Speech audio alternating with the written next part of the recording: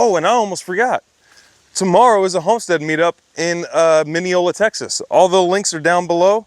All the information is down below, so check it out. Can't wait to see you guys there. Hey, what's up, y'all? This is William, the Permaculture Consultant, and today is going to be exciting because I have never done this with pigs before. So this is going to be a learning opportunity for all of us today. So yeah, right now I'm going to the property and we're going to go pick up the trailer, and hopefully we're going to easily get the pigs moved from my father-in-law's property, where they are right now, where they were growing up and stuff, out to the demonstration site.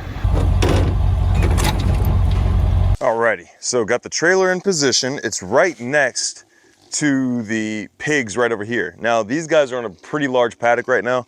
It's multiple fences set up, Premier One pig netting fences set up.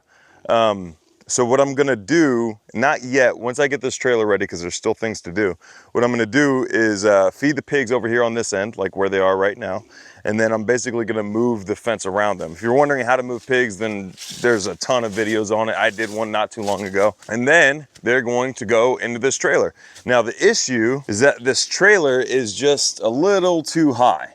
They're not gonna be able to clear that. So what I need to do is build a little ramp that maybe sits into this channel. I bought this trailer a while ago. It was supposed to come with ramps. The people I bought it from said it came with ramps. They were gonna look for them and they still haven't found them. I don't know if there's actually still looking for them or not.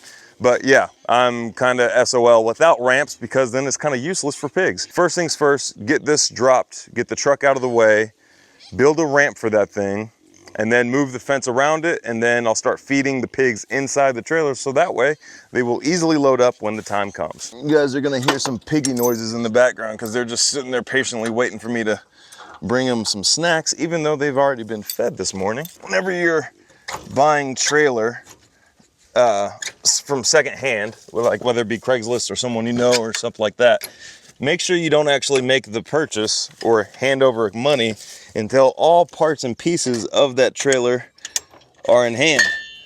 Because now something that would have been, you know, fairly easy process becomes a little bit more complicated, because now I have to manufacture a part or a piece that should have come with the trailer or was said to come with the trailer. Actually, there's going to be a slight change of plans. What I'm going to do, because I do have to stop and build that ramp, and in the meantime, they could basically be getting used to the idea of a trailer being in their paddock with them.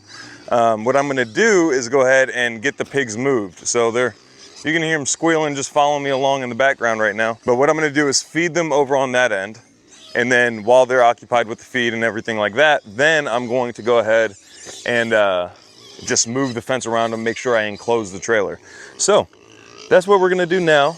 I know they sound like they're crazy and sound like they're just mean and all that stuff, but they are actually pretty sweet pigs. Pigs in general can be pretty doggone sweet. Just depends on how you raise them and stuff like that, but you're about to see how well trained your pigs can be to just a feed bucket, because I'm about to walk them all the way over there.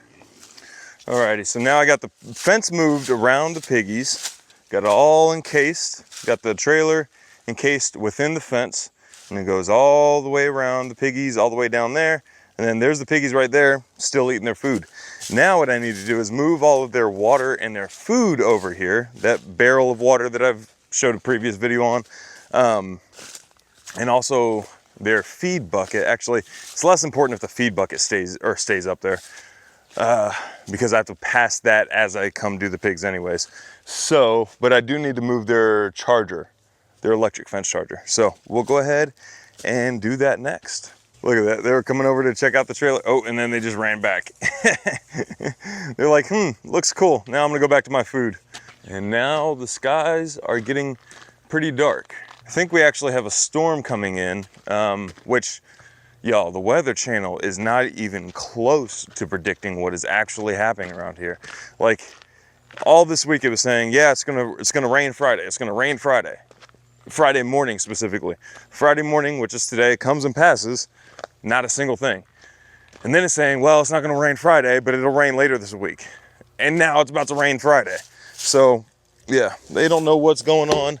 You're much, much, much better off just looking up at the sky, I think. Because that's gonna be way more accurate than what any weather app or whatever weather app or weather channel is gonna be able to tell you. So this is their water bucket right here. They also do have this trough right here, which they love to flop down in. I'll put water in here and they just flop down. You can see all these little, like, what are they called? Waller, I guess pits, waller holes, stuff like that. And they got some more over here. Their water was over here and then they were just making a mess of things. So I moved their water over just a few feet. And yeah, especially out here with the heat index was like 109 a few days this week. So it was a bit of a nightmare. And the piggies, the pigs don't really do too well in the heat. They're pretty lethargic, pretty lazy, which, I mean, everything was lazy at 109. But these guys especially, and I'm a little concerned with them, and make sure they always have shade because they don't sweat at all. And these guys, I've tried to keep them pretty, very low stimulus and stuff because I don't want them exerting a bunch of energy, getting hot, getting way too hot, and then, you know, just getting sick from that. Luckily, this area over here was somewhat of a wetlands. Now, it hasn't rained here in, like, I don't even know how long, like weeks before I did that consultation trip to Tennessee. So the wetlands area was a little dry, but there's still, if they root around in there a little bit, they can find some nice cool mud, stuff like that. But thankfully, it's gonna storm now. Also, which just proved my point even further about the build a compost pile and the rain will come, I just started a compost pile yesterday. So looks like the rain is coming now. Okay, so real quick, because I know this is helpful to a lot of beginners here, I'm gonna show you guys how I set up the electric fence on these piggies. This right here is just a battery box. The battery box, sorry about that. A gust of wind just came through and a bunch of branches just started crackling and falling. So I wanted to make sure my truck was not in danger, or the pigs. So battery goes in battery box. And the battery box just protects it from the elements, stuff like that. And then the rest of that will come and play in here in a second. But this right here, this is what makes the fence hot, I should say, or what energizes the fence. And guess what it's called? A fence energizer. So it kind of makes sense. This one's a 15-mile one. It's just a cheap one from Tractor Supply. Don't buy the one from Tractor Supply. Like I just said, it's a cheap one. What you want to get is something like a Patriot, or shoot, there's a bunch of good varieties. Go with whatever the actual grazers are using. So go with what Greg Judy uses. Go with like Mom and Dad, what they use, which I think is Patriot. Yeah, go with those guys. Don't buy the cheap one off Tractor Supply because you end up just replacing it and it's not nearly as powerful. It doesn't carry enough. Like this is 0.7 output of joules. So it's 0.7 joules. The Patriot one I have, which is a similar size, actually it might be a little bit smaller, is rated for 3 joules. And that's basically how much like oomph, if that makes sense, how much oomph the charge is carrying. This is a very, very weak energizer. Don't buy this one. But it comes with 2 leads. This one is also a DC energizer, one that I can run off of a deep cycle marine battery. And it comes with basically 2 little clips. One's black, one's red. Black is neutral, red is positive. Or black is negative, red is positive. And that's basically it. Now on this energizer, you'll see a red knob and a green knob. The green knob goes to your ground, which use, you know, some spare wire, run that around the knob, and then run it to your grounding rod. In this case, I'm using one of those portable, 4 foot, 3 foot, something like that. T-shaped ground rods. And the only reason that this is so easy to push in is because I'm in that wetlands area, like I just got done saying. So just push it in about that deep, and then you're good to go as far as the ground goes. In this area, if you're in super dry soil, then you probably need a few grounds, or you need to add some salt water to the soil. And then the positive, which is the red knob, is going to attach to this fence. Now I have some stranded number 12 wire right here, which is super expensive now, which just basically wraps around the red knob, and then the other end will actually link up to my fence right over here, just like this. So now keep in mind, I have 2 fences here. That means I should have 1 connection, not both ends of the fence connected to each other, because then I'm closing the circuit in a bad way. It's not good for your Energizer. You're gonna burn up your Energizer. So if I have 3 fences in a paddock, I should have 2 connections between the fence. If I have 4 fences on a paddock, then I should have 3 connections on the fence. Just to keep it simple, there's other ways to do it, but that's how I'm doing it, and I know that helps quite a few people.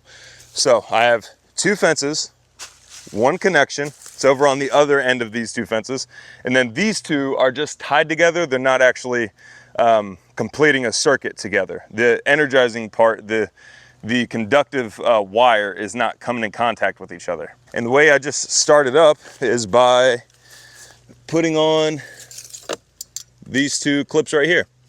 The black goes to the negative, like so, and then the red goes to the positive. And now this fence is energized. I'm not done getting in and out of the fence right now, so I'm gonna leave it unplugged. To leave it unplugged, you don't have to disconnect both wires. You can just disconnect one of them. So there you go. Hopefully that's helpful. Now let's continue on with the water. And now I'm gonna fill this barrel up. Now that the pigs, well, just so you know, I fill these buckets up with water, and then I bring the buckets over to the barrel and fill up the barrel. But while I'm doing this, I noticed that the pigs basically finished their snacks. Well, they're coming back now because I got buckets, but they finished their snack and they started investigating the trailer in what seemed to be a pretty curious way. They're not scared of it, at least. That's good.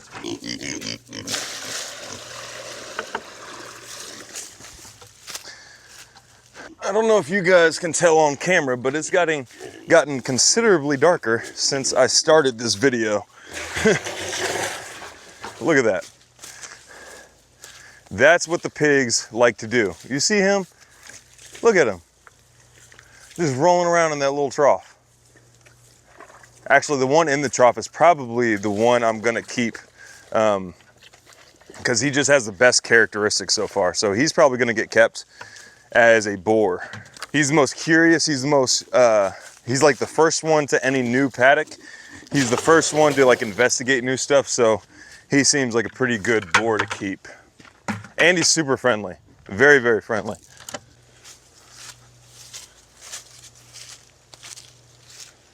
Now, last thing for me to do is to go ahead and open this trailer up,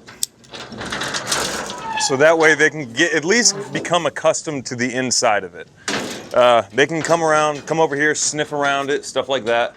Well, there is a sliding door. Do I want to use a sliding door? No. Yeah, I'm gonna open this all the way up. Just barely missing that electric fence. And I'm also gonna open up this section right here. This little spring door. And in fact, that's what I'm gonna use this chain for, to keep this spring door open. Because this one is less consequential if it swings, and it's a little bit stiffer, so it's not really gonna swing. This one, I don't want a pig to investigate this, and then this ruin the chances of them. I don't know if you all heard that. I imagine you did. I don't think these mics are that good. But as I was saying, is that I don't want this swinging door scaring them and ruining any chances of them being comfortable with this trailer. So there we go. Now the only thing that's left to do is, and I know it seems like I went on and on about the ramp not being a part of the trailer. It's my fault because I didn't double check to make sure I had it before actually doing this with the pigs. This is something I should have figured out a while ago, got busy with stuff, and then didn't figure it out. So now I'm having to figure it out when it's time to move the pigs. And it's something I'm not gonna be able to do today. I'm just running out of time, and there's other things I need to do. But what I can do in the meantime is allow the pigs, like this guy right here, which is the exact one I was telling you about. No, he's not the one I was telling you about. But this pig right here, he's coming over, checking it out. He's also eating with some weeds that are over here. He just got weeds in his mouth. Yeah, that's the guy right there, the one closest to me right there. He's the one that I'm gonna keep because he's got good genetics. He looks good. He's very, very friendly. He's very, very nice. Come here, little piggy. Come here, little piggy. Oh, just scratched him. But yeah, look at it. They're getting used to the trailer now. See how much taller the trailer is than them right now? Yeah, they're not gonna jump into there and be like, oh, I'm ready to go now. So what I need to basically do is build the ramp, which I can't do right now. This is the day after 4th of July, if you don't know. And hardware stores in Texas are barely open as it is. You better believe they took the rest of the week off when it came to 4th of July. They're still recovering from yesterday. And that's basically it. I'll keep you guys, you know, posted as far as like how it's going with the pigs and all that type of stuff. Oh, and I almost forgot. Tomorrow is a Homestead meetup in Mineloa, Texas. All the links are down below. All the information is down below, so check it out. Can't wait to see you guys there. If you need consultations, then hit up the links down below. And if you have a permaculture Q&A question that you want answered, then hit the link down below as well. Or no, sorry, just what you should do is comment in the comment section down below with the hashtag permaculture Q&A at the beginning of your comment. That way I don't miss it. And I think that's about all I can do for right now. So thank you guys so much for watching. Hopefully this was helpful. If not entertaining a little bit, we'll see you next time.